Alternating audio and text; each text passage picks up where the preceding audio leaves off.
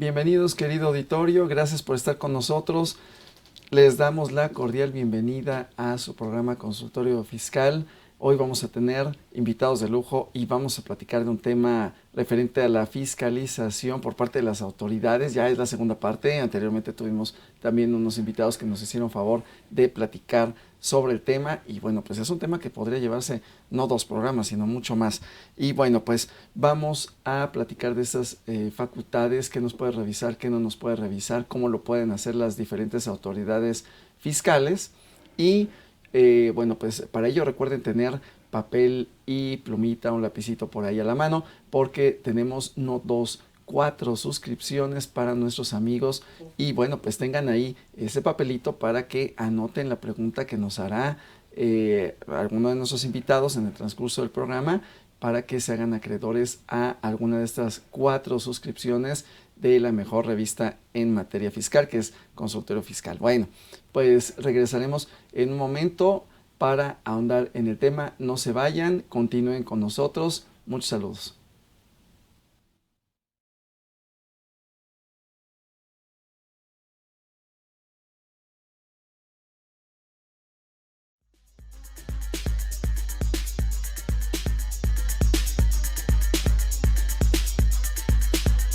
En su edición 838, correspondiente a la segunda quincena de julio de 2024, Consultorio Fiscal, como siempre, presenta interesantes artículos de corte fiscal, jurídico, laboral, contable financiero y de prevención de lavado de dinero. Siendo los dividendos la forma en la que se remunera a socios y accionistas de una sociedad mercantil, su distribución junto con todos los aspectos legales y fiscales que conlleva son puntualmente abordados en esta ocasión por Juan Carlos Victorio Domínguez. Mientras que Román Ruiz Rivera nos presenta el tema de las entidades y figuras jurídicas extranjeras transparentes fiscales, analizando varios puntos relevantes, pero especialmente su vigencia, normatividad e inconsistencias. Por su parte, Salvador García Briones nos trae un interesante artículo con lo más relevante en torno a las normas de información de sostenibilidad recientemente aprobadas y que entrarán en vigor el 1 de enero de 2025. Además, encontraremos muchos más artículos con temas como el dictamen del impuesto sobre erogaciones por remuneraciones al trabajo personal, el límite del acreditamiento del ISR pagado en el extranjero visto por la Suprema Corte de Justicia de la Nación, los efectos de las obligaciones tributarias y su corresponsabilidad con la labor de contadores y administradores, los aspectos primordiales para la protección de los datos personales, un análisis para profesionales y estudiantes de contabilidad sobre las normas de información de sostenibilidad, las características e importancia de las cartas invitación y, como cada quincena, las principales disposiciones del Diario Oficial de la Federación. Todo esto en el número 838 de Consultorio Fiscal. Suscripciones a través de la tienda electrónica publishing.fca.unam.mx o en la revista electrónica consultoriofiscal.unam.mx.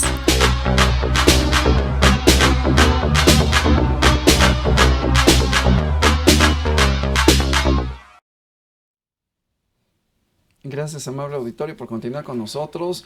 Y bueno, pues por ahí vayan tomando nota. Recuerden que tenemos teléfonos en el estudio y vamos a tener suscripciones, 4 suscripciones a la revista Consultorio Fiscal. Van a ser 2 para nuestros amigos que nos llamen por teléfono y 2 para los que nos manden sus respuestas en redes. Así que estén muy atentos, por favor. Más o menos por ahí de la mitad tendremos esas preguntas, así que vayan tomando sus notas. Y ya que estamos tomando nota y que vamos a platicar de la fiscalización, bueno, pues les presento a nuestros invitados de lujo que tenemos el día de hoy. Y bueno, pues tenemos a la licenciada por la Facultad de Derecho de la UNAM, maestra por la Facultad de Derecho de la UNAM, doctora por la Facultad de Derecho de la UNAM, todo azul y oro, catedrática de nuestra Facultad de Derecho, consejera universitaria por la Facultad de Derecho, miembro del Sistema Nacional de Investigadores, directora del Seminario de Derecho Fiscal y Finanzas Públicas, ponente en foros nacionales e internacionales, autora de artículos y libros en materia fiscal. La doctora Margarita Palomino Guerrero nos hace favor de acompañarnos. Muchísimas gracias, doctora. Es un honor, es un placer que nos acompañe y que nos comparta el conocimiento del día de hoy. Muchas gracias por estar con nosotros. Al contrario, encantada. Muchas gracias. Y bueno, pues también tenemos a licenciado en Contaduría por la Facultad de Contaduría y Administración de la UNAM, licenciado en Derecho también por la Facultad de Contaduría y Administración de UNAM, de la Facultad de Derecho, especialista en la Facultad de Derecho, también es catedrático en la Facultad de Contaduría, catedrático en la Facultad de Derecho y en el posgrado, y bueno, pues es perito contable externo del Poder Judicial de la Federación, ahí está con los dictámenes y demás, socio de MGB EO SC, asesor independiente, y bueno, pues ya nada más le falta que venda barbacoa los domingos. Bienvenido, mi querido licenciado Javier Raúl Ríos Blanquet. Muchas gracias, mi querido Muchas gracias, amigo. En una de esas sí ando ya comprando mi carrito para vender barbacoa. Eso, un carrito convertible en las mañanas de tamales y en la tarde de esquites y los fines de semana de barbacoa. Hace un convertible. Perfecto, perfecto. Pues muy bien. Y bueno, pues nos van a platicar el día de hoy de la fiscalización, que es todo un tema, como habíamos mencionado, ya habíamos tenido aquí al maestro Yescas y al maestro Suárez Amador, que nos hicieron favor de platicar, pero es todo un tema, y aparte por todas las autoridades que tienen facultades. No es nada más el SAT, sino que el Seguro Social, el Infonavit, las autoridades locales pueden, entre otras, ejercer estas facultades. Y bueno, como generalidad, maestra, ¿qué nos puede decir en ese sentido de estas facultades que tienen las autoridades? Bueno, pues yo creo que es muy importante, en principio, siempre señalarle a todos nuestros televidentes que cuando un asesor, un abogado o un contador le diga, mira, puedes hacer esto, lo más importante es que les digan cuál es el fundamento, porque nosotros los gobernados, los contribuyentes, podemos realizar toda una serie de estrategias, inclusive no está sancionado, así debe de ser. El conocimiento de la norma me permite encuadrar en el régimen fiscal que mejor me convenga, porque voy a pagar menos, porque me da seguridad. Entonces, ¿qué es lo importante en esto? Tener siempre el fundamento. Si a mí me dicen, puedes hacer esto, ¿con fundamento en qué? Si a mí me dicen, mira, el artículo tal en este párrafo dice aquí y lo puedes tú leer, entonces yo puedo confiar. De lo contrario, es riesgoso porque a lo mejor solamente lo que nos están diciendo es que en su interpretación no deben de pagar o deben de pagar menos, y resulta que llega el SAT precisamente para verificar qué es lo que estamos haciendo y nos dice, estás en un error. La ley es muy clara y tú debiste de haber dado cumplimiento a tal cosa. Como no lo hiciste, te vamos a imponer una multa para que aprendas y lo hagas bien, hay que tener cuidado. Y además hay algo muy importante, si por ejemplo dentro de los ingresos que yo tengo el régimen fiscal me permite hacer deducciones y yo presenté una deducción pero me equivoqué, en lugar de ponerla como un gasto, la puse como una inversión. En una auditoría el SAT me dice, te equivocaste. A lo mejor el contribuyente dice, discúlpame SAT, le vamos a borrar y lo pongo en el lugar que corresponde. El SAT dice, no, pierdes el derecho a la deducción. Es decir, bórralo, vuelve a calcular tu impuesto porque lo hiciste indebidamente, pero para que tengas más cuidado, te vamos a imponer una multa. Entonces, por eso hay que tener mucho cuidado, por eso a veces los contribuyentes dicen, no, una auditoría del SAT no, pero no debemos de tener miedo, al contrario, es una forma de indicarnos que hay focos rojos, que hay problemas. A veces el contribuyente se confía al 100% a su contador, pero aunque sea un experto en la materia, pues hay que estar al pendiente de que las obligaciones se cumplan como dice la ley y no bajo interpretaciones que a veces, lejos de ayudarnos, nos generan problemas. Entonces, conclusión, las facultades de fiscalización es un instrumento que tiene la autoridad, que nos ayuda, si hay que verlo, que nos ayuda a identificar si hay irregularidades, que nos pone los puntos de alerta, y por otra parte la autoridad es el mecanismo que tiene para verificar si efectivamente todos estamos cumpliendo de manera adecuada, porque a lo mejor no es de mala fe, no lo hice con dolo, solamente que entendí mal la disposición. Bueno, pues nos va a indicar, estás en un error, ya no lo vuelvas a hacer, esta es la forma correcta. Y el fundamento es el artículo 42 del Código Fiscal de la Federación. Ok, como bien dice, doctora, que lo podemos revisar, que lo podemos descargar de la página, es gratuito, en la página de Leyes Federales o en la página de SAT incluso, podemos encontrar estas disposiciones y bueno, pues ahí hasta imprimirlas, revisarlas, leerlas, se las pueden tatuar, o sea, al final del día, que esté presente, que sí exista, que no se convierta en una ilusión, ¿no? Lo que nos venden los espejitos, y que esa ilusión nos lleve a una evasión, nos lleve a una defraudación, que nos lleve por algunos caminos, ¿no? Mencionabas el día de ayer también, mi querido amigo, que se puede convertir esta ilusión en elusión, en evasión, en... Sí, amigo, cuando me toca dar la materia de planeación fiscal, cito 3 supuestos. Planeación fiscal, ni un peso más, ni un peso menos, como dice la doctora, cada uno en un esquema fiscal que se pueda adecuar a cada necesidad y a los ingresos y a la operación de cada persona, de cada contribuyente, pero dentro de un marco jurídico, ¿sí? No pagar ni un peso más ni un peso menos. Te comento esto, puedo tener planeación fiscal en poner un compliance fiscal en el cual sea muy estricto en mis deducciones, como dice la doctora, en el cual cada deducción tenga un fundamento, si es una deducción, si es un gasto, si es un inventario, ¿sí me explico? Pero dentro de un fundamento legal. Elusión fiscal, como que sí tributo, como que no tributo. Busco esquemas fiscales en el cual tengo ciertas facilidades y no cumplo correctamente, o trato de ver un encuadre fiscal, la asociación en participación, que a veces son personas físicas, actividades empresariales. El 17B del Código Fiscal me establece que se van a tratar como personas morales. Ya me expliqué, entonces eso sería una ilusión. Eludo el impacto fiscal y evasión fiscal. No hago nada, no pago impuestos, no estoy inscrito, no nada. Y realizo las actividades, por ejemplo, tengo una cuenta bancaria que deja evidencia, que deje rastreo, que recibe el dinero y que al final del día... Así es, entonces son los 3 supuestos que yo veo en la planeación fiscal. Y como dice la doctora, para mí la autoridad tiene diferentes herramientas. Una de esas herramientas es la fiscalización. Yo las clasifico en gestión, asistencia, vigilancia, control, violación, comprobación y de audiencia.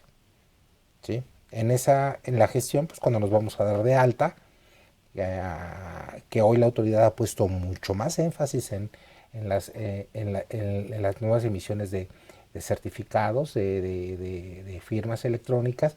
Hoy la autoridad revisa correctamente las actas de asamblea, que estén debidamente integrados los socios, que vengan integrados los CFDIs. Debo tener mucho cuidado con eso, que decirle al notario también, conminar a los notarios que se actualicen, ¿no?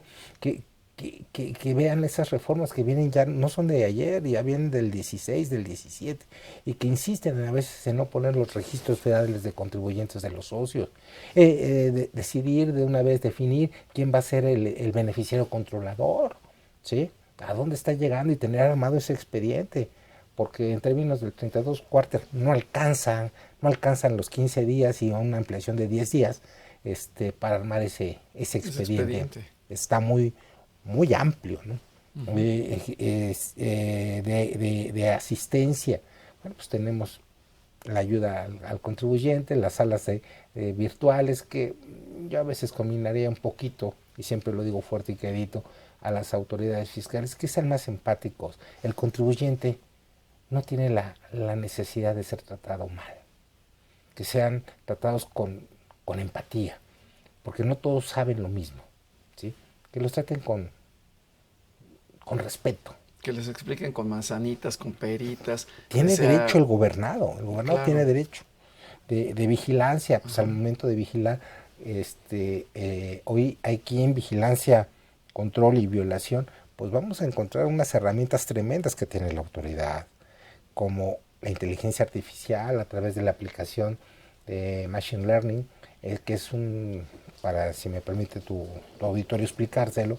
El Machine Learning es un aplicativo de la inteligencia artificial que permite relacionar algoritmos. Esto es como cuando tú buscas en Mercado Libre, en Amazon, en el teléfono algo, una cafetera, una pieza para el carro, y de repente notas que a través de tus demás redes sociales te empiezan a llegar información de esto.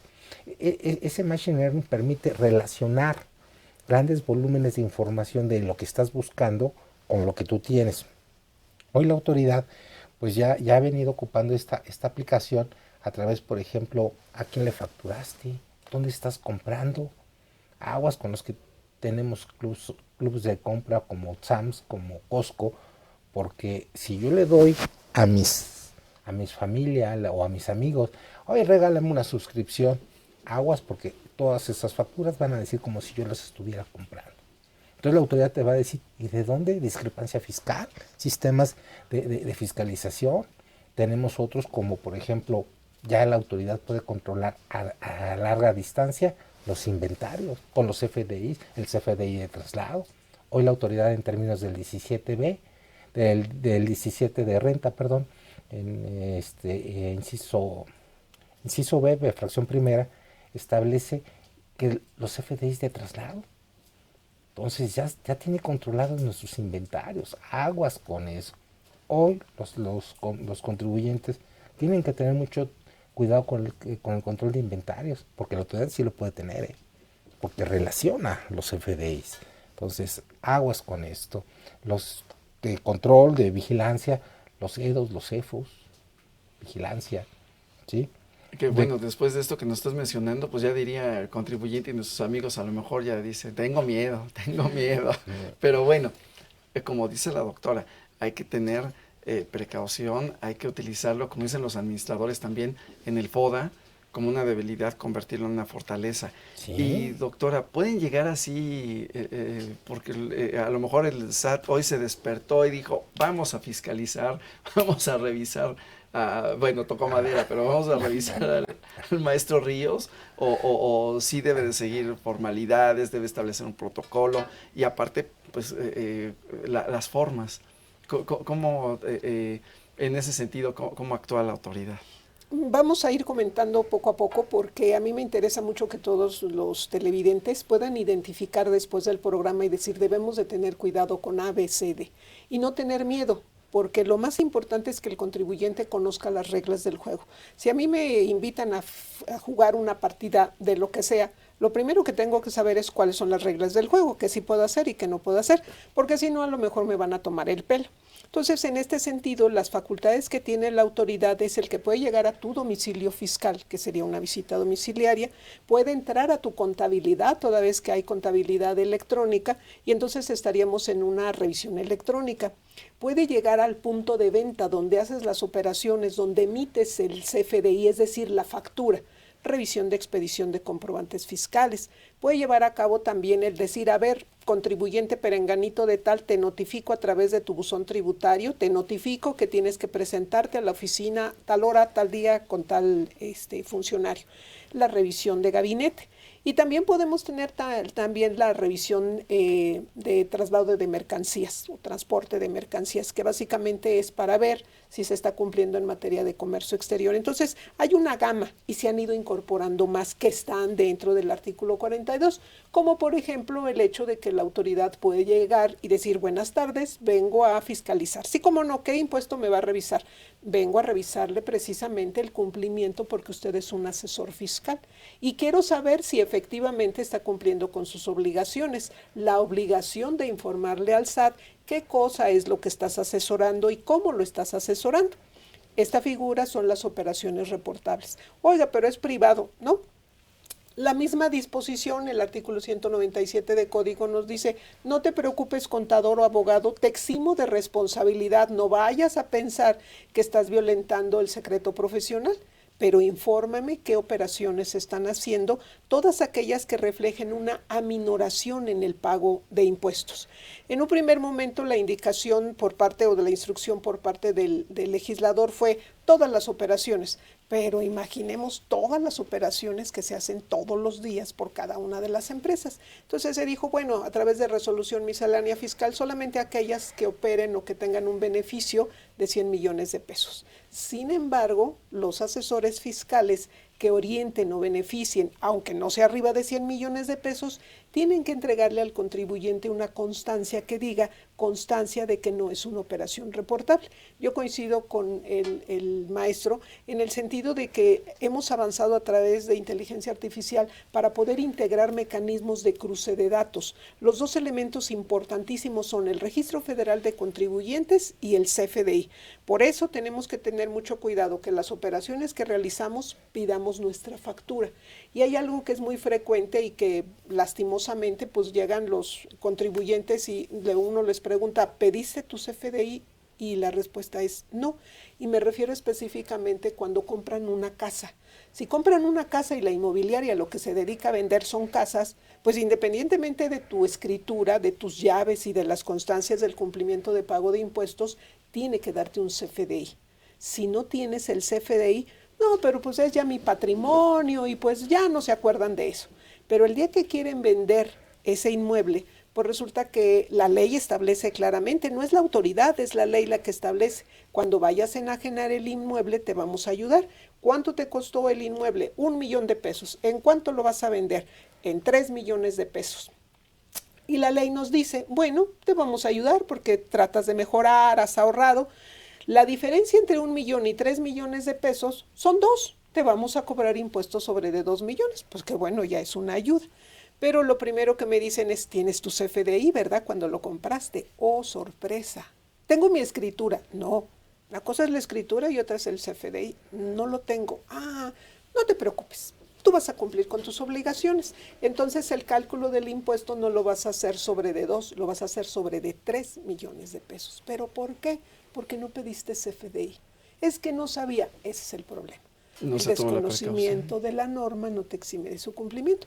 Y dijo otra cosa muy importante el maestro que a mí me interesaría resaltar, que son los derechos del contribuyente. Nosotros tenemos una ley que nos protege, que es la Ley de Derechos del Contribuyente, en donde se establece precisamente el que tienen que informarme cuál es el estatus de mi situación, de mi avance, de mi trámite. Tienen que tratarme con respeto y la autoridad tiene que darme las facilidades para que yo pueda cumplir. Hoy que todo es a través de medios electrónicos, qué maravilla. Pero hay muchas personas que no tienen correo electrónico, que no saben entrar a la página y que muchas veces nos decían, no se preocupe, entre a la página y hace su trámite. Sí, pero ¿cómo y cuál página? Entonces, la autoridad está obligada. Y me refiero a esto porque uno de los elementos importantes para demostrar que yo sí tuve el gasto es precisamente el CFDI, la factura. Y que hay en muchas ocasiones y que seguramente pues a muchos de los que nos están escuchando les ha sucedido que piden su factura y le dicen, bájelo usted de internet. ¿Cómo? En 3 días. No, es obligación de entregarla en el momento. No me quiso entregar la factura el médico, el dentista, lo que sea. Que conozcan que tenemos derechos y esos derechos yo puedo pedirle a Prodecon que me auxilie, Procuraduría de la Defensa del Contribuyente, para decirle, no me quieren entregar mi factura, o bien al propio SAT. Ustedes entran al SAT, al portal, solicitan auxilio precisamente para la emisión de factura. Es muy amigable el sistema y yo le digo, no me quiere dar mi factura. Y la página solita te dice, ¿cómo se llama quien no te quiere dar tu factura? ¿Qué operación fue la que hiciste? ¿De qué monto es? Y en consecuencia, automáticamente dan la factura. No sé qué pase, pero en el momento en que SAT le dice, ¿qué pasó? ¿Por qué no estás entregando, cumpliendo con tus obligaciones? Mágicamente se resuelven las cosas. Hagámoslo. En la medida que los gobernados hagamos valer nuestros derechos, todos estaremos responsabilizándonos de hacer las cosas como la ley lo dice, para cumplir, pero también para pedir nuestros derechos. Yo tengo que pagar mis impuestos, pero tengo derecho a que me informen, pero tengo derecho a que me entreguen mi factura. Eso es lo fundamental. Y a eso, dentro del esquema del cumplimiento de obligaciones, el SAT lo único que nos pide es, dame la trazabilidad de la operación. ¿De dónde salió el dinero? ¿A dónde se depositó? ¿De qué operación? ¿Qué fechas? Si yo le digo que le estoy pagando por un servicio que me prestaron, pero no coincide con la cuenta de la factura que se emitió, ni de la fecha en que se hizo, pues es lógico que la autoridad diga, algo está pasando aquí, alguien está mintiendo y se va a identificar. Pero cerrando la pregunta inicial, ¿es solamente porque se le ocurre a la autoridad? No. Se hace de manera de muestreo o bien cuando hay comportamientos que no son regulares. Algo está pasando. Este contribuyente se cambia cada ejercicio fiscal de régimen fiscal. los montos que está presentando de facturación y de deducciones no corresponden a los ingresos. Solamente le compra una tienda y de ahí tiene todas sus facturas. Hay algo raro. Y en consecuencia es donde toma la autoridad la decisión de verificar. A lo mejor es un buen contribuyente, pero no está haciendo las cosas de manera adecuada y hay que orientarle. O le llama la atención a la O autoridad. le llama la atención a la también. autoridad, exactamente. Ok, bueno, pues hay muchos elementos que hay que cuidar y que hay que proteger y uno, como bien dijo doctora, como primera línea de batalla por parte de la autoridad es FDI.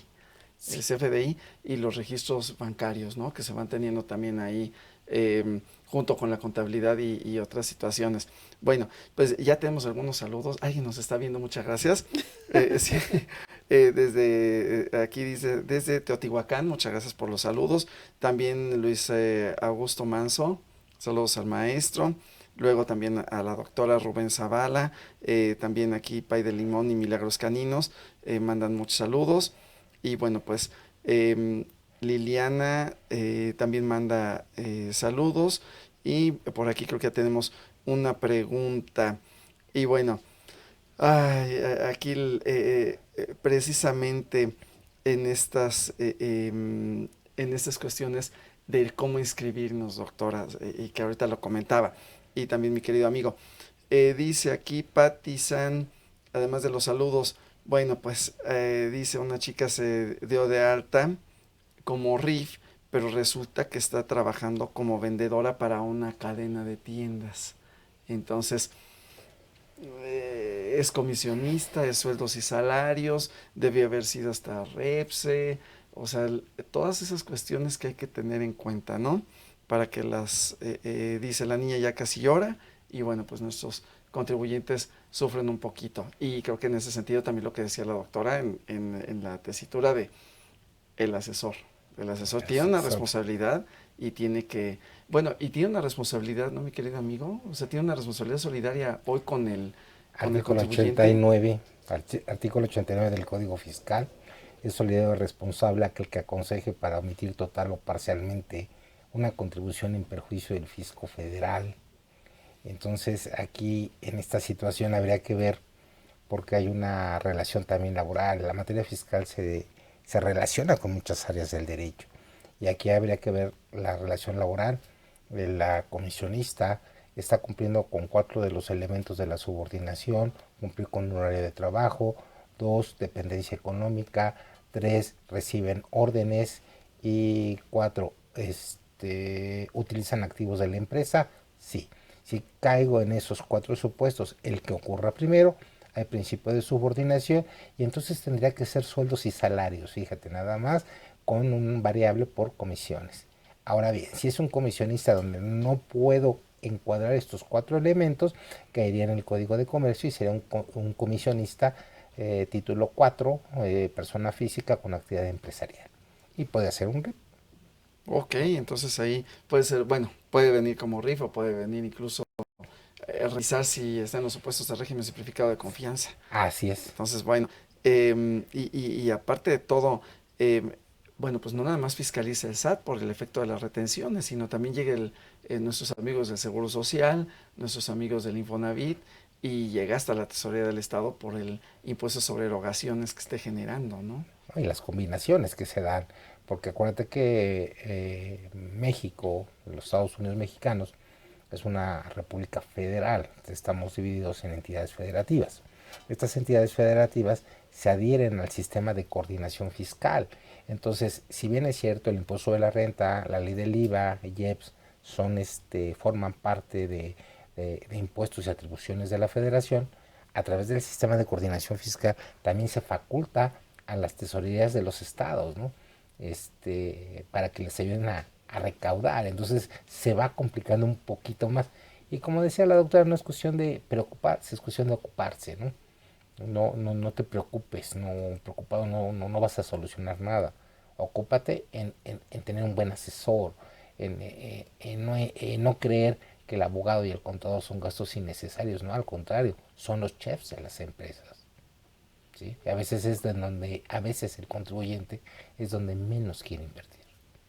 si no se pone las pilas. Y bueno, pues hay que estar protegido, no levantarse todas las mañanas y decir me protejo, sino que debe de estar preparado. Y bueno, precisamente en esas miras, ahorita ya vamos a ir a un corte, pero antes de ello, maestra, bueno, creo que regresando vamos a platicar, nos decía del plan maestro, ¿no? Otras bambalinas, el plan maestro y otras recomendaciones que aquí nuestros expertos van a estar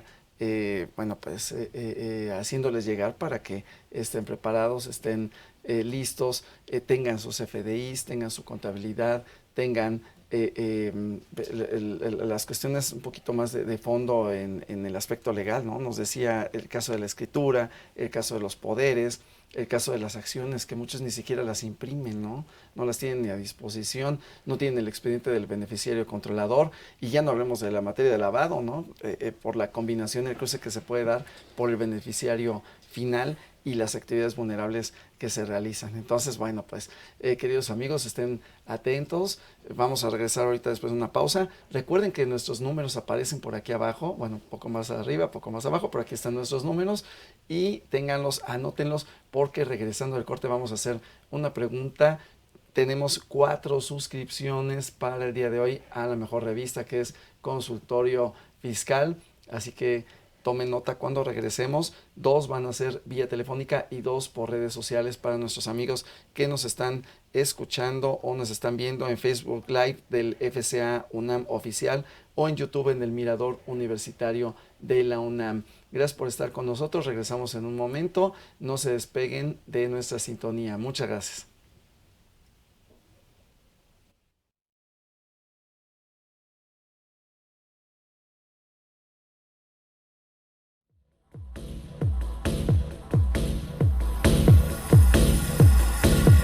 En Déficit, con José Silvestre Méndez.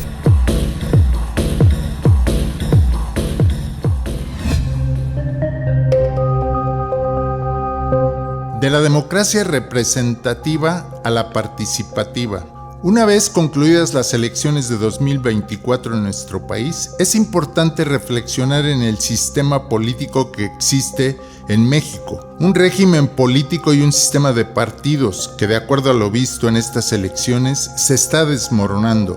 De los 7 partidos principales, solo uno, Movimiento Ciudadano, acudió a las urnas sin ligarse con otros partidos. Las otras fuerzas políticas principales acudieron en coalición. En la coalición Fuerza y Corazón por México participaron PAN, PRI y PRD, que perdieron las elecciones presidenciales. La coalición triunfadora Juntos Haremos Historia agrupa a Morena, Partido Verde y Partido del Trabajo. Pienso que los mexicanos no nos sentimos representados por los partidos políticos. Parece que los principios y plataformas ya se diluyeron. Se mezclan partidos que antes eran opositores. Ya no hay ideología, solo importa el pragmatismo, el golpear al contrario, incluyendo declaraciones de odio, como si los opositores fueran enemigos y no mexicanos. Recordemos que la democracia es el poder del pueblo, que se ejerce a través de los votos que otorgamos a los representantes políticos. Desde la presidencia del país, los diputados y senadores federales y locales, así como las autoridades municipales. Es decir, México es un país democrático con una democracia representativa que yo llamaría electorera. En efecto, el artículo 39 de la Constitución Política de los Estados Unidos Mexicanos señala, artículo 39, la soberanía nacional reside esencial y originariamente en el pueblo. Todo poder público dimana del pueblo y se instituye para beneficio de éste. El pueblo tiene en todo tiempo el inalienable derecho de alterar o modificar la forma de su gobierno. Sin embargo, es una democracia representativa porque los políticos elegidos en las elecciones legalmente nos representan y es a través de ellos que se ejerce la democracia, como lo señala el artículo 41 de la Constitución Política de los Estados Unidos Mexicanos. Artículo 41. El pueblo ejerce su soberanía por medio de los poderes de la Unión, en los casos de la competencia de estos y por las de los estados y la Ciudad de México, en lo que toca a sus regímenes interiores en los términos respectivamente establecidos por la presente Constitución Federal y las particulares de cada estado y de la Ciudad de México, las que en ningún caso podrán contravenir las estipulaciones del Pacto Federal. Es una buena democracia la que se practica en el país, pero por supuesto tiene mucho que modificarse para poder hablar de una auténtica transformación. Es por eso que los analistas políticos proponen modificar, transformar el régimen político del país por una democracia participativa, en la que los ciudadanos participan más activamente en las decisiones principales de política del país. Partimos del diagnóstico del sistema político mexicano actual, que es ineficiente, injusto, falto de representatividad y muy costoso. Incluso, algunos analistas alegan falta de legitimidad. En consecuencia, es necesario transformar el régimen político del país por uno más moderno, uno que garantice la pluralidad, que sea justo, por supuesto democrático, incluyente, sobre todo de las minorías más vulnerables del país, como pueblos originarios, y lo más importante, que sea participativo. La democracia participativa implica una mayor participación ciudadana en los asuntos que nos interesan. La educación, en todos los niveles, debe fomentar los valores de la democracia participativa. Es necesario hacer un ejercicio de imaginación crítica del poder, pensando en un México utópico, un mejor México para todos, donde el diálogo, la solidaridad y la empatía sean claves de la democracia.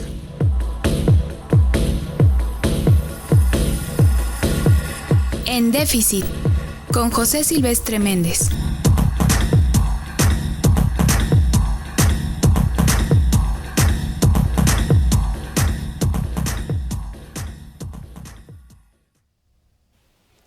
Amable auditorio, gracias por continuar con nosotros. Buenos días, buenas tardes a los que se están integrando, a los que nos están viendo en redes sociales. Recuerden que estamos en Mirador Universitario en YouTube y en Facebook Live, NFCA UNAM Oficial. No se despeguen, ya nos están llegando sus preguntas. Aquí tenemos unas muy interesantes, bueno, todas siempre, pero unas que aquí en la mesa ahorita las estuvimos discutiendo. Y tenemos una de Tere Cruz, donde dice, una SC y va relacionada a los FDIs que mencionábamos antes de irnos al corte. Una sociedad civil que administra el condominio donde vivo cobra mantenimiento, cobra el agua y hasta la red hidráulica, pero no me quieren expedir ese FDI. Entonces, bueno, porque dicen que no están obligados, dan recibos simples, esos de papelería, pero no tienen el RFC, por supuesto, no se emite, no se timbra en la página. Y dice además, bueno, de ahí ya ahí un poquito la queja, además cobran recargos muy altos y cuando nos retrasamos así y no ponen los conceptos en el recibo. Entonces, bueno, a ver mi querido amigo, ¿están obligados o no a expedir? Es una práctica muy común en México. Las asociaciones en condominios son título 3 de la Ley del Impuesto sobre la Renta, personas morales sin fines de lucro. Por la cuota condominal no estarían obligados a gravar impuesto sobre la renta, más no quiere decir que no están obligados a expedir el CFDI, porque tiene la propia asociación, se tiene que inscribir en el Servicio de Administración Tributaria y esas cuotas condominales no estarían obligadas a gravar impuesto sobre la renta, como lo marca el título 3, más no así los intereses por recargo. Ya ese es otro tipo de ingreso. Ajá. Y sí grabarían hasta IVA. El agua. Estamos vendiendo agua, porque no es un organismo descentralizado de administradora de agua, entonces yo te diría que sí grabaría ahí, y sí tendrían que dar. Además sería conveniente ese administrador, porque a lo mejor muchos por comodidad dicen, pues deposítame a mi cuenta, aguas con eso, porque si ese administrador no dio de alta a la asociación, ese dinero que le están depositando de otros, es un sujeto fiscalizable, una persona fiscalizable. Aunque va a tener que demostrar de dónde proviene ese dinero. Entonces, sí dejar bien claro que las asociaciones en condominio únicamente no van a gravar impuestos sobre la renta, ni van a gravar IVA, ¿sí? Pero únicamente por las cuotas condominales. Y estas no se pueden deducir. porque hay un principio de simetría fiscal, uno deduce, el otro acumula, uno acumula y el otro deduce. Entonces, no se pueden deducir, sería sin efectos fiscales, pero de que están obligados a emitir el CFDI, por supuesto. Están obligados. Ok, entonces, bueno, pues ahí tiene la respuesta. Y lo que decía la maestra, si no la emiten, ahí está en la página el apartado correspondiente para que soliciten la emisión de la factura y mágicamente va a aparecer. No, lo peor de todo es que a lo mejor la propia asociación, perdón que te interrumpa, ni siquiera está alta en el SAT. Y ese es un gran problema. Es un gran problema. Ese es un delito de defraudación, porque no está presentando sus declaraciones. Así es, así es. Entonces ya se vuelve en algo mucho más grave. Bueno, por ahí otra pregunta. Liliana nos dice, ¿el IMSS puede solicitar información por correo electrónico? No por correo electrónico, a través del buzón. Aquí yo quiero comentar algo que es muy importante. De todos los mecanismos que se han incorporado a nuestra legislación, sobre todo a partir del 2022, van encaminados precisamente a fortalecer las facultades de la autoridad, pero también para dar certeza a los gobernados, a los contribuyentes. Que tengamos la confianza que cuando yo hago un contrato con una empresa o alguien me presta un servicio, saber que sí está cumpliendo con sus obligaciones. Porque a lo mejor yo obro de buena fe, realizo mi operación, presenta el pago, me dan mi CFDI, mi factura, y yo lo presento como una deducción. Pero, oh sorpresa, que al paso del tiempo, pues me dice el SAT, ¿qué crees? Que fíjate que esta persona o esta empresa está vendiendo facturas o está haciendo cosas irregulares. Entonces, ante esa situación, pues yo ya estoy en un problema, porque lo primero que me va a decir, esa factura que tú presentaste y que hiciste deducible, no se te acepta como deducible. Pero además hay otra cuestión muy importante. Resulta que esa empresa o ese prestador de servicios no está cumpliendo con sus trabajadores, no está reportando al Seguro Social, no los dio de alta, no reporta oportunamente las cuotas, y entonces también es un problema. La pregunta, ¿y entonces ahí qué podemos hacer? Porque pues eso es obligación de esta empresa. Tenemos mecanismos, entonces nosotros sabemos que podemos solicitar la constancia de cumplimiento de obligaciones fiscales, pero también tenemos la posibilidad de solicitar la constancia de cumplimiento de obligaciones en materia de seguridad social.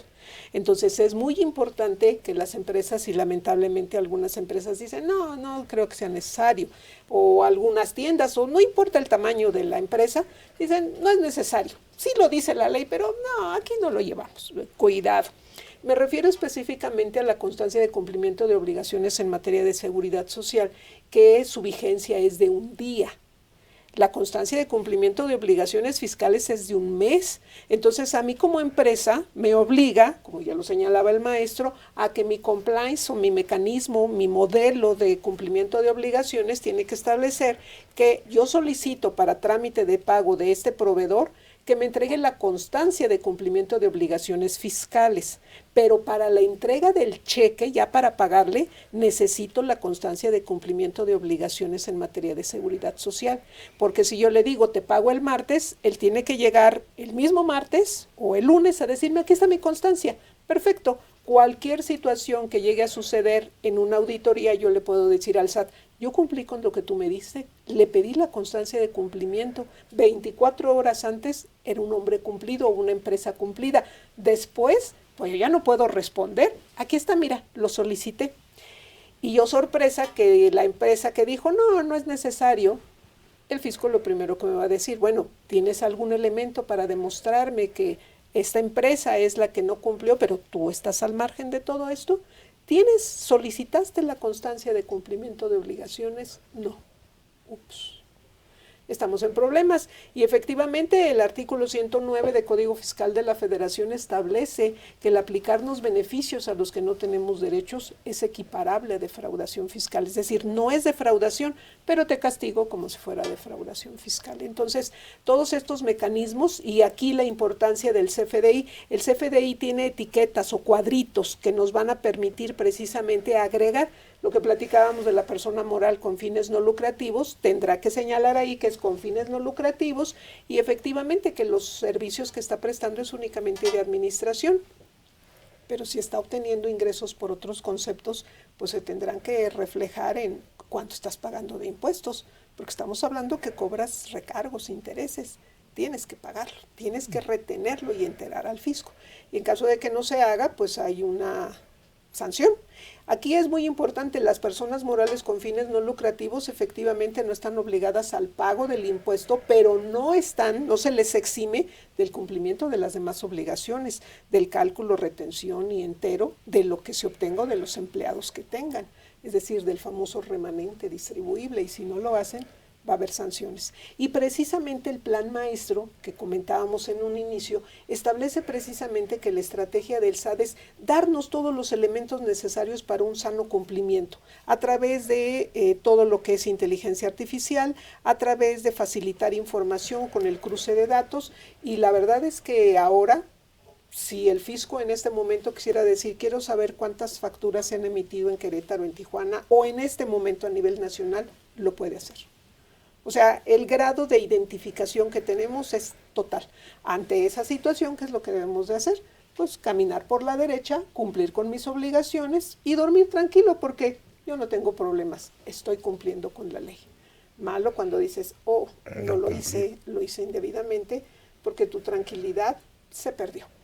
Así es, entonces, bueno, pues importante ese plan maestro. Ahorita regresamos con esos detalles, mi querida doctora, y la pregunta para que nuestros amigos se hagan acreedores a 4 suscripciones. Recuerden que tenemos 2 en redes sociales, por ahí estamos en FCA UNAM Oficial, Mirador Universitario UNAM, y para nuestros amigos que nos estén viendo ahí por el Canal 22, recuerden, han estado apareciendo nuestros números telefónicos para que nos hagan favor de llamar. Entonces, a ver, de todas las preguntas que habíamos dicho ahorita en el corte, así es, a ver, amigo. ¿Qué les parece? Por favor. Que nos mencionen 3 facultades de las que hemos estado mencionando de la autoridad fiscal. Ok, que nos digan 3 facultades que tiene la autoridad fiscal para ejercer su recaudación, ¿no? Ok, perfecto. Entonces ahí hubo un listado, si no me recuerdo, mencionaste 7. Así es. Entonces, bueno, se han venido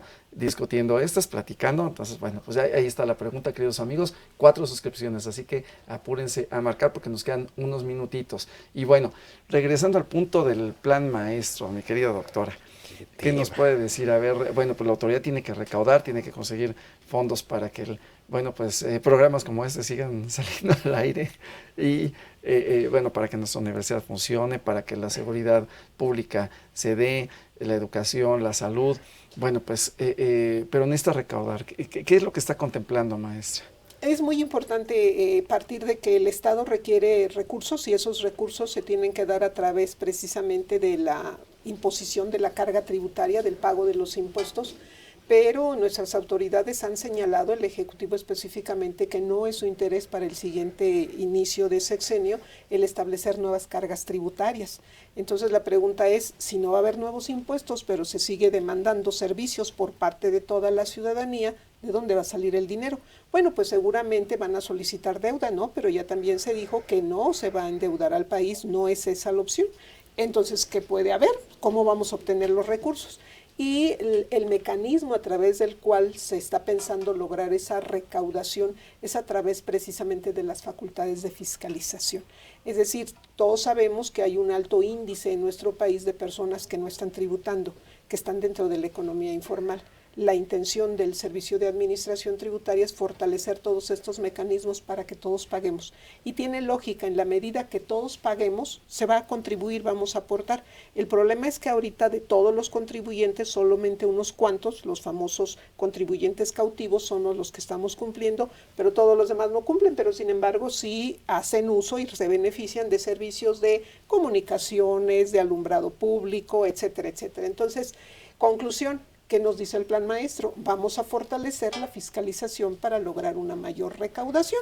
Y esto para todos los gobernados, ¿qué implica? Es cuidado, pónete en orden con tu contabilidad porque vamos a fiscalizar. Y comentábamos precisamente que hace un momento que estas facultades de fiscalización pueden darse de manera electrónica, a través de la revisión electrónica, pueden darse a través de la visita domiciliaria, de la revisión de gabinete, es decir, hay varios mecanismos. Y una cuestión fundamental, a través de la incorporación de inteligencia artificial, el SAT puede pedir, después de que ya ha llegado el día 17 que tenemos que pagar nuestros impuestos, día 17 del mes vencido, puede decir, de todas estas personas que están dadas de alta, dime cuáles son las que no presentaron declaración, y lo obtiene. Y en ese mismo momento puedes solicitar también a través de inteligencia artificial que se haga una pequeña carta de invitación a través del buzón tributario ¿qué pasó contigo? Si bien es cierto que la carta de invitación no constituye un acto formal de autoridad, pero para nosotros contribuyentes cuando nos llega una carta de invitación debemos de pensar, el fisco ya me identificó. Entonces lo mejor es dar cumplimiento a las obligaciones.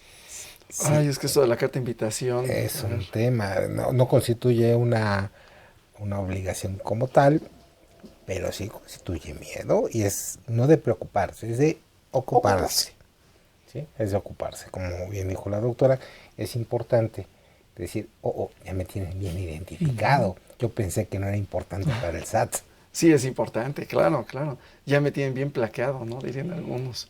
Yo lo que le sugeriría en ese plan maestro, sí que aumentar la recaudación, pero a través del aumento de contribuyentes, Así es. no a través de los que ya están dentro del club, ¿sí? Porque hay muchos que no están, hablamos, mercado sobre ruedas, que hay personas que ganan más de lo que ganamos nosotros juntos en un año. Incluida la producción. Así es. ¿Sí? Y todo lo manejan en efectivo, no tienen un domicilio fijo, que aunque la norma lo contempla, el Código Fiscal establece que, bueno, pues deben de manifestar alguno. Tiene el establecimiento permanente, pero muy de manera escueta, ¿no? Sí, y estas personas, bueno, pues van y compran al tianguis de autos su vehículo, lo compran en efectivo, compran sus verduritas en efectivo y todo lo que venden, todo en efectivo y no dejan huella y al final del día no pagan sus impuestos. Y mucho cuidado con esto, con lo que nos va a comentar el maestro en el sentido de que, bueno, me paga, vendí mi coche, recibo el dinero y le pido que me depositen tal cuenta por seguridad. Eso es una alerta de inmediato. ¿De dónde estás recibiendo dinero si no me estás generando un CFDI o no hay un patrón que te retenga? Y puede encuadrar inclusive en responsabilidad para la ley antilavado, ¿verdad? Así es, una operación vulnerable, ¿no? Así es. Y no son 3 pesos luego, porque ya yo conozco muchas personas que tienen vehículos de alta gama que no cuestan 3 pesos. Entonces va a decir la autoridad, ¿y de dónde sacaste el dinero? Ahí había un entrenador de un equipo de fútbol, se compró una camioneta de alta gama y le llegó la invitación, nada más dime de dónde sacaste el dinero. ¿Es que la pagué en efectivo? No es delito haberlo pagado en efectivo. El delito es que quiero que me digas. ¿De dónde salió? Sí, ¿de dónde salió? Sí, decía aquel filósofo del sureste, Kim Pompó, ¿no? Pero además que no es malo. La propia ley, el artículo 93 de la Ley del Impuesto sobre la Renta establece que puede haber una exención en el caso de la enajenación de bienes muebles y que lo único que tenemos que hacer es que no rebase la cantidad, que son aproximadamente 118,000 pesos, pero además algo muy importante que hay que tener cuidado en la lectura puntual de la disposición. Dice, cuando hay obtenido una ganancia. Si yo compré mi vehículo en 300,000 pesos, pero lo estoy vendiendo en 200,000, no hay ganancia. Y el amparo de por qué no estoy pagando, porque estoy exenta. El artículo 93 así lo establece. Así es. Y hay algo muy importante también que debemos de tomar en consideración. A lo mejor alguien le donó a esa persona el dinero del que se compró de alta gama su vehículo y demás, está bien. Nada más que la ley es muy clara y nos dice, tú puedes hacer lo que quieras y puedes recibir en los donativos que tú quieras. Infórmame nada más. Entonces, en ese caso, este contribuyente debió de haber presentado su declaración anual e informarle al fisco, tuve ingresos por 400,000 o 600,000 pesos. ¿Cuánto vas a pagar? Estoy exento, porque es una donación. Eso es lo único que me pide el SAT, infórmame. Pero si no le informo, pues entonces él tiene que activar todos sus mecanismos, que en este caso sería discrepancia fiscal, y que se vincula con otras obligaciones precisamente porque hace presumir que hay lavado o posiblemente lavado de dinero. Entonces, ahí ya entraríamos en que a lo mejor la autoridad decide llevar a cabo la investigación y fiscalización por una violación a la ley para prevenir operaciones con recursos de procedencia ilícita. Y entonces se va convirtiendo en una bola de nieve cuando nosotros no cumplimos con nuestras obligaciones. Y quizás muchos de los que nos están escuchando dicen, pero son muchas obligaciones, ¿yo cómo voy a saber? Pregunta, para eso está PRODECON, Procuraduría de la Defensa del Contribuyente. Voy a enajenar mi vehículo, es el valor de tanto, lo voy a vender en tanto, ¿debo de pagar? No, no debes de pagar. Y lo más importante, todas las consultas que se hacen, los asesores están obligados a señalar lo que planteábamos en un inicio, con fundamento en no estás obligado. Entonces, esto es lo más importante. Si nosotros aprendemos a conocer estas reglas del juego, y hay algo que yo les digo a los alumnos siempre, tanto en la licenciatura como en el posgrado, el que no conoce las reglas del juego corre un altísimo riesgo de que le tomen el pelo. Entonces, lo mejor es saber cuáles son mis derechos, cuáles son mis obligaciones y cumplir para llevar una vida tranquila, para así progresar, invertir, pero conforme a nuestra legislación, para que el día de mañana no me llegue la fiscalización y diga, ¿qué me va a pasar? No, estoy en orden. Al contrario, puedo pedirle devolución al SAT. Que eso es muy bueno, ¿no? También, donde dijimos cumplí así al dedillo, todo perfecto, y hasta 3 pesitos me va a devolver el SAT, ¿no? Y estoy bien con ellos. Entonces, bueno. Perdón, pero 3 pesos que nadie te los paga. No, claro, y que los trabajamos, ¿no? Y que los trabajamos, claro. Que al final del día, pues es nuestro dinero y que en su momento contribuimos. Bueno, una pregunta también en ese sentido, en el que coloquialmente, que no nos lleven al baile. Dice Raúl Vázquez, buenos días, si el IMSS me canceló mi certificado según porque no encontraba mi domicilio fiscal y me imposibilitó dar de baja a mis trabajadores y quieren que les pague todo completo, cuando yo avisé mediante mediante los mecanismos, dicen que se podría hacer. Entonces, bueno, aquí en este sentido, primero, ¿cómo me notificó? Creo que ese es un punto importante, porque si me lo mandó nada más por el correo electrónico, bueno, pues pudiera ser hasta una situación de extorsión o de robo de identidad. Y luego el otro lado, donde aquí la orientación y cómo le demuestro, ¿no? Dice el artículo 5A del Código Fiscal de la Federación, ¿no? Materialidad, razón de negocio, y muy relacionado a lo que nos decía la doctora sobre todo, en el sentido de que yo le pueda demostrar a la autoridad de que sí se llevaron a cabo las cosas, no nada más el CFDI, no nada más los protocolos. Trazabilidad, que era lo que platicábamos, y ¿qué tendríamos que tener? Bueno, yo tengo empleados y les daba su CFDI de nómina.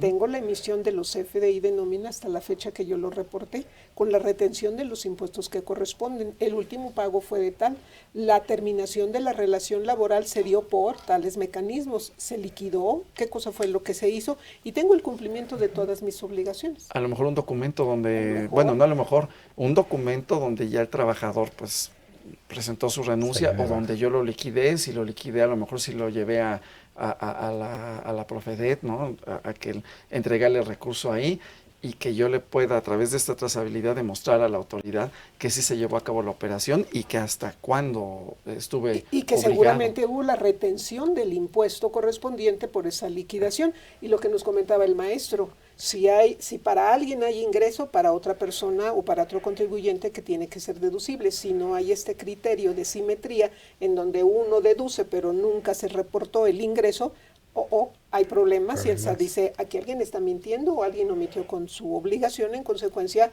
vamos en persecución de ese sujeto. Y además una sugerencia, ¿no? Mira, muchos sacan a través de CIPARE su liquidación al final del ejercicio. Siempre es conveniente hacer la liquidación tanto bimestral como mensual a través de SUA. Meter esos archivos al CIPARE. Al sistema de pago referenciado. Sistema de pago referenciado.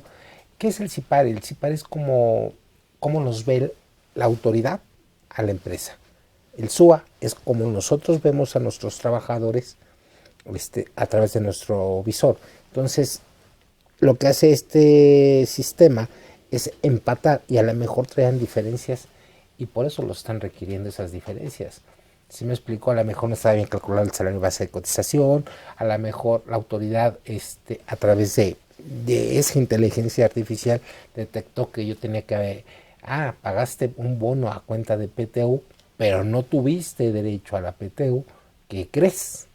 Eso te aumentó el salario base de cotización porque no tuviste pérdida, y todavía me pones en la contabilidad PTU ¿Cómo? Si tuviste pérdida y en tu declaración es pérdida, eso te mueve tu salario base de cotización. Algunas prestaciones que se excedieron, no sé, hay algunas diferencias y eso sí estaría la autoridad en su derecho, aunque yo haya dado de baja, en cobrarme esas.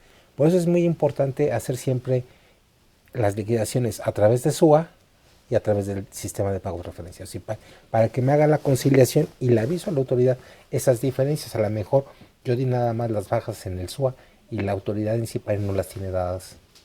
Entonces, hace ese empate. Y es frecuente que, por ejemplo, el patrón dé ciertos beneficios a los trabajadores que efectivamente no suman para la cuota que tienen que pagar al Seguro Social, pero siempre y cuando, de acuerdo a lo que dispone el artículo 27 del ordenamiento, se dé cumplimiento, como es, por ejemplo, nunca pagar en efectivo, demostrar que efectivamente se les otorgó. 3, que esté en el contrato y lo más importante, que esta cantidad que se está dando como beneficio sea de manera general.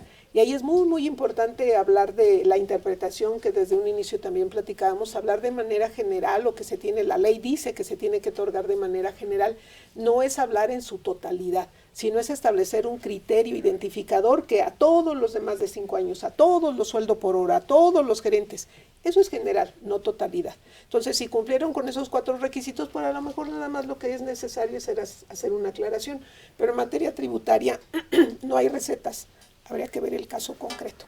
Ok, sí, así es, porque hay un supuesto que se encuentra contenido en la norma, pero sí las peculiaridades hay que estarlas revisando y que nos pueden llevar a derroteros diferentes. Así es. Entonces, bueno, pues ya tenemos 2 ganadores por aquí y ya casi para irnos tenemos 2 ganadores, Adrián López y Diego Romero ya nos hicieron favor, nos anotan Adrián López, visita domiciliaria, revisión de contabilidad, visita a punto de venta. Y luego aquí Diego Romero las mismas y le cambia a revisiones electrónicas. Pues gracias por el favor de su atención en cuanto a las preguntas y en redes también nos pueden seguir contestando. Y bueno, pues tenemos algunas preguntas, pero ya prácticamente el tiempo se nos acaba. Aprovechemos una, maestro, para ir a la primera conclusión con el maestro. Dice Ámbar: tengo negocio vendiendo cosas de maquillaje, algo chiquito ahí, que está creciendo el negocio, maquillaje y belleza, pero compré cosas a comerciantes informales. Entonces ahí dice, ¿qué hago? Y ahora sí que cómo le hago para declarar y qué onda. Entonces, primero, como la conclusión, aprovechando, mi querido amigo, que nos queda un minutito. Ahí operaría mucho la planeación fiscal, cómo me di de alta. Estoy en régimen general de ley, estoy en reciclo, o vengo todavía todavía no me termino de graduar de RIF, ya ves que fue de 100, 90, hasta 10 años, sí, hasta que ya era un contribuyente completo, formal. Entonces habría que ver cómo está dado de alta. Si bien es cierto, hay un ramversé en esta área de reciclo, porque dijo, ya no vas a pagar impuestos, no voy a pagar impuestos sobre la renta, pero sí voy a pagar IVA, porque IVA dijo, yo no juego así. Entonces habría que ver qué tanto es su impacto de IVA, porque si está como reciclo, pues sería, no sé, cuánto esté vendiendo, 0.25, 0.5 hasta llegar a 3%, no tendría problema. El problema sería en el IVA. Entonces, en ese sentido, y como conclusión con mi querido amigo, y como has mencionado y que te multicitamos aquí, fiscalizados los unos a los otros. Como dijo Cristo. Así es. Amados los unos a los otros, hoy él dijo, auditados los unos a los otros, ¿verdad? Así es. Pues muchas gracias, amigo. Y bueno, pues como conclusiones, mi querida maestra, como conclusiones, ¿qué recomendaciones les damos a aquí nuestro amable auditorio? 1, que tengan activo su buzón tributario, es una obligación, porque es la forma en que nos vamos a comunicar con la autoridad. Algunos dicen, no, yo no quiero que me comunique nada. Sí, hazlo, porque te dan buenas noticias y malas noticias también, pero las malas noticias es por no cumplir. Entonces lo mejor es activar el buzón tributario, dar cumplimiento a nuestras obligaciones y cuando tengamos alguna duda acude a Prodecon. Esa es su función. Ok. Yo tengo una rápida. Que cuando tengan duda, que vayan al centro de atención de la Facultad de Contaduría y Administración, asesoría fiscal. Perfecto. Perfecto, pues ya ahí están los rumbos de Ciudad Universitaria para los que están en Ciudad de México, o también hay un teléfono. Bueno, pues recuerden, ahí en redes sociales nos pueden solicitar el mismo y con todo gusto se los damos para que nos realicen las preguntas y con todo gusto les damos salida a las mismas. Bueno, pues muchísimas gracias a nuestros expertos por estar el día de hoy, también amigos que nos hicieron favor de acompañar, y bueno, pues vamos a tener precisamente la siguiente semana facturas de revisión. Ya dimos entrada a los FDIs, entonces muchas gracias por estar con nosotros y recuerden, bueno, pues cuiden su salud física, pero sobre todo su salud fiscal. Muchas gracias por estar con nosotros, gracias por su amable audiencia y nos vemos en la próxima emisión. Hasta pronto y muy buen día.